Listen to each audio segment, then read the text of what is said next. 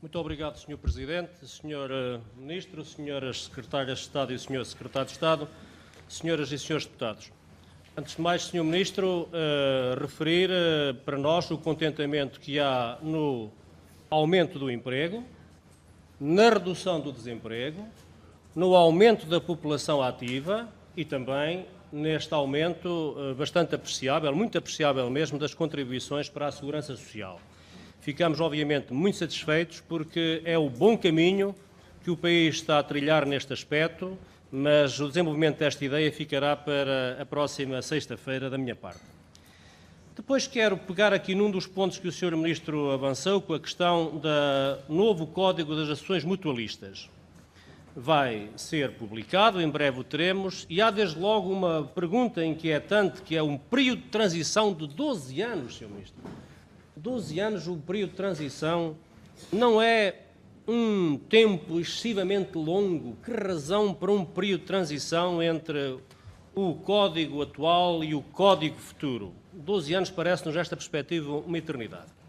Mas já que falo em mutualidades, eu não quero deixar de abordar um ponto que o Sr. Ministro não abordou, mas tem a ver com a relação da Santa Casa da Misericórdia de Lisboa com o Montepio, o Banco Montepio, também com a Associação Mutualista do Montepio Geral, justamente. Sr. Ministro, no princípio eram 200 milhões de euros. Depois eram 20 milhões de euros. Depois ainda eram já 18 milhões de euros. E agora parece que são apenas 75 mil euros. Naturalmente que o PSD congratula-se que não tenha sido feita uma aplicação de dinheiros da Santa Casa da Misericórdia de Lisboa, dinheiros dos pobres, para salvar ou para sustentar ou para dar mais robustez a um banco, sendo 200 milhões de euros.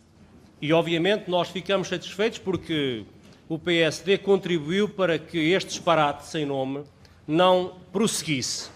E, portanto, que esta ideia, boa ideia, que dizia ser o Primeiro-Ministro, que era uma boa ideia, e pena até que não tivesse sido dele, de pôr 200 milhões de euros no banco, não tivesse avançado. O PSD fica muito satisfeito com esta redução brutal de 200 milhões para 75 mil euros. Isto é, de uma verba brutal, inexplicavelmente elevada para pôr da Santa Casa da Misericórdia num banco, para uma verba muito baixa, quase uma verba insignificante. Mas, ó Sr. Ministro, agora sobram duas ou três perguntas. A primeira é esta: porquê é que, apesar de haver uma recomendação no Parlamento que diz para que a Santa Casa da Misericórdia de Lisboa não ponha dinheiro nenhum no Montepio e guarde o seu dinheiro para poder apoiar os pobres e as famílias carenciadas, a Santa Casa insiste em pôr 75 mil euros? Sabemos que é uma insignificância quando comparados com os 200 milhões. Mas, apesar de tudo, há uma espécie de obstinação que nós não compreendemos. E o Sr. Ministro, como tutela da Santa Casa da Misericórdia, há de nos explicar a razão desta obstinação. Não percebemos e o Sr. Ministro poderá eventualmente explicar-nos isto. Sobretudo, num tempo em que nos chegam notícias muito desagradáveis sobre o Banco Montepio e também sobre a Associação Mutualista.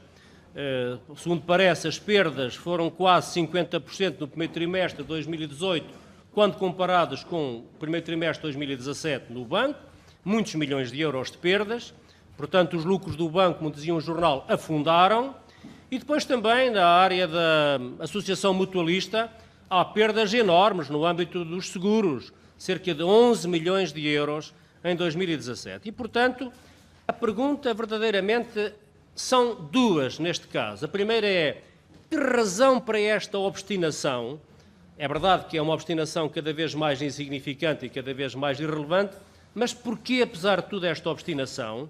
E, sobretudo, este desrespeito pelo Parlamento que recomendou ao Governo que dissesse à Santa Casa não ponha dinheiro nenhum nesta operação, que no fundo é uma operação arriscada e é uma operação que não cumpre os desígnios da Santa Casa da Misericórdia, que é apoiar os mais pobres e as famílias mais carenciadas. E, sobretudo, por uma razão, porque nunca ninguém viu, não sei se o Ministro chegou a ver, mas já agora diga-nos, a tal avaliação pedida ao Banco Haitong sobre o Banco Montepio? Não o conhecemos e nunca o conhecemos, apesar de ter sido solicitado.